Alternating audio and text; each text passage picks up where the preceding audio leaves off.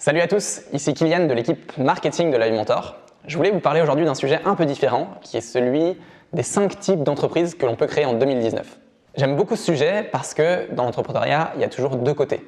Il y a le côté super épanouissant, je lance mon projet, je travaille sur ce qui m'intéresse, je commence à créer quelque chose de mes propres mains, on est plus autonome, plus libre. Et puis il y a le deuxième côté, qui est celui que j'appelle un peu le côté jungle. On ne sait pas trop par où avancer, il y a des lianes un peu partout devant nous, on ne connaît pas bien le chemin et on cherche à trouver un peu des sources d'inspiration pour s'améliorer. Et dans cette jungle un peu touffue, on essaye de trouver des guides.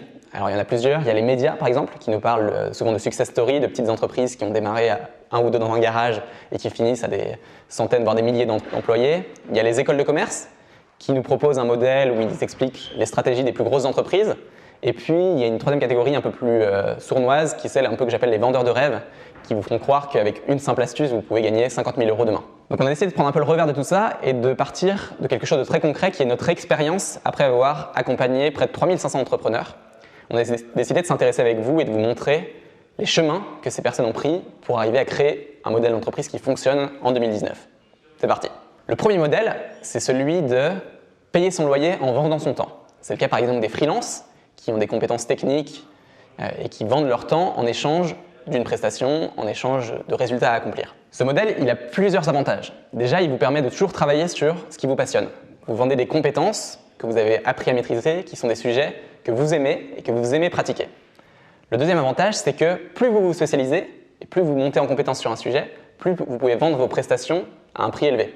Donc c'est un vrai intérêt de se spécialiser et de devenir fort sur un domaine. Et le troisième avantage de ce modèle, c'est qu'il vous donne une flexibilité super importante. Vous pouvez choisir votre rythme, choisir vos missions, choisir ce que vous voulez laisser de côté ou garder, et donc vous organiser un peu comme bon vous semble. Si vous avez des enfants, si vous avez un rythme de vie spécial, vous préférez travailler la nuit, ça vous laisse une flexibilité énorme. La difficulté de ce modèle, c'est qu'en tant qu'entrepreneur, vous êtes dépendant de votre temps. Si vous ne travaillez pas, vous ne gagnez pas votre vie. Vous avez peut-être l'impression parfois, sur ce modèle aussi, de ne pas construire quelque chose sur ce long terme. Une fois qu'une mission est terminée, une nouvelle doit démarrer. Donc vous êtes toujours dans une logique qui est parfois un peu précaire. Alors ça peut se combler en cherchant à fidéliser certains clients et en construisant quelque chose un peu plus long avec eux, mais cela peut aussi un peu déstabiliser parce que vous êtes en permanence en train de reconstruire votre activité.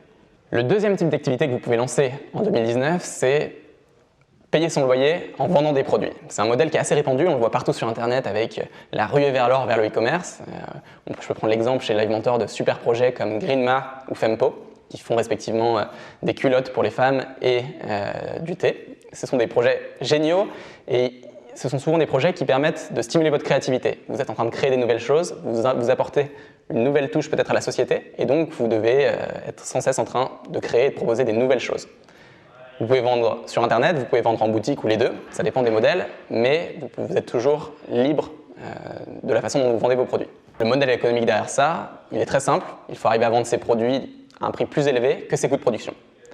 Les désavantages derrière ce type de modèle, c'est les problèmes de stock.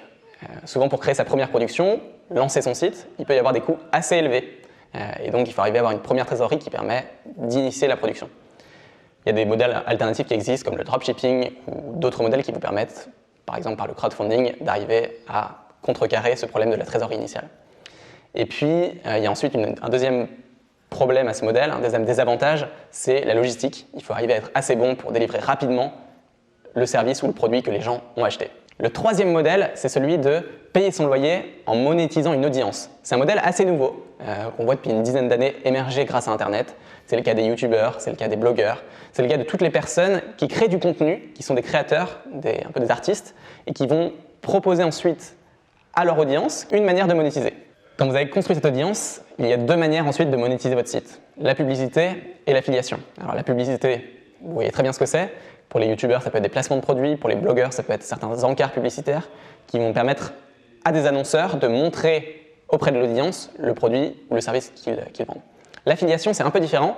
C'est de la même manière, quand vous avez créé votre audience, vous allez leur proposer certains sites ou certains produits d'autres personnes. Et en faisant ça, vous allez avoir par exemple des liens qui vont être traqués, qui vont permettre d'envoyer vers le site de l'autre personne du trafic de votre audience. Je pense par exemple au site Fort Intérieur qui a créé une audience autour de l'architecture ou de la décoration d'intérieur et qui envoie donc plein de gens de son audience vers d'autres sites qui vendent des produits autour de ce sujet. C'est un modèle qui fonctionne, qui vous demande souvent d'être quand même franc avec votre audience parce que vous n'avez pas à faire ça non plus dans leur dos.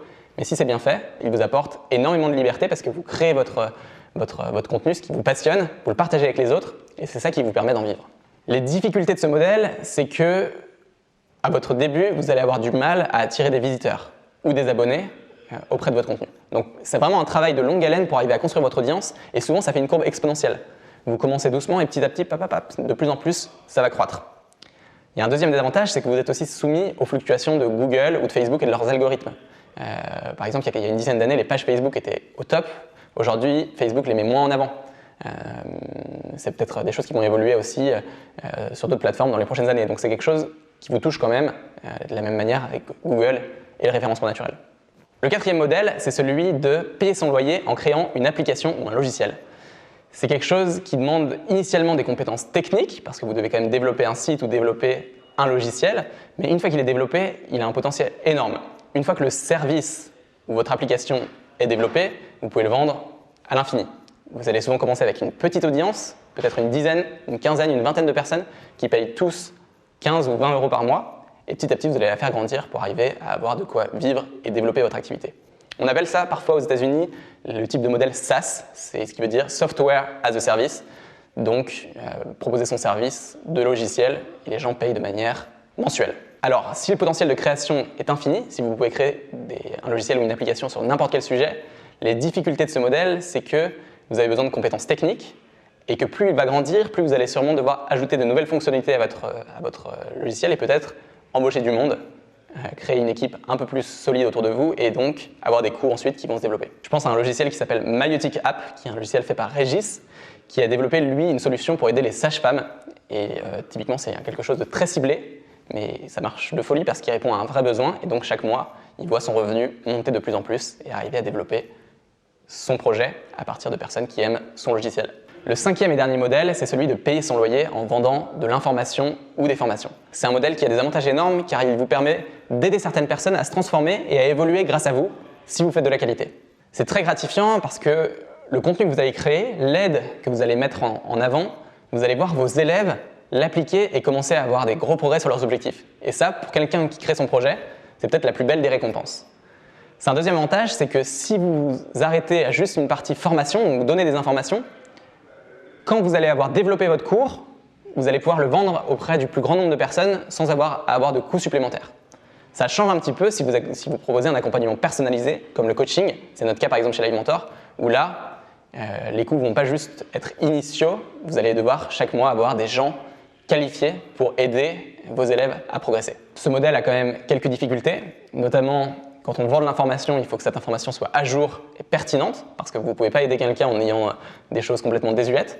Donc, quand vous faites de la formation, le premier enjeu et la première difficulté, c'est d'arriver à être toujours très à jour et donc mettre en avant de nouveaux cours, de nouvelles fonctionnalités, expliquer des nouvelles choses à vos élèves les plus à jour possible. Le deuxième désavantage, c'est que si vous proposez de l'accompagnement qui est personnalisé, vous allez avoir un gros enjeu d'arriver, en augmentant votre nombre d'élèves, à garder la même qualité. Il faut être ultra scrupuleux, être prêt à vraiment scruter tout ce qui se passe pour savoir si, en grandissant, vous arrivez à garder le même niveau de qualité. Je sais que c'est un de nos enjeux prioritaires chez Live Mentor pour toujours accompagner mieux les élèves qui nous suivent. Voilà, j'espère que ça vous a plu, ces 5 modèles d'entreprise. Évidemment, il y en a plein d'autres que vous pouvez imaginer. Je vous parle des 5 que l'on voit beaucoup chez Live Mentor et qui fonctionnent énormément pour arriver à grandir et grandir du mieux possible. N'hésitez pas à vous abonner à la chaîne, ça se passe juste en dessous. On essaie de créer du contenu qui est super et qui vous aide à vous développer. Si d'ailleurs vous voulez nous dire en commentaire des sujets que vous avez envie qu'on aborde en vidéo, n'hésitez pas, on sera ravis de les lire et surtout de les prendre en considération pour des prochaines vidéos. Je vous dis à bientôt et surtout bon courage pour votre projet.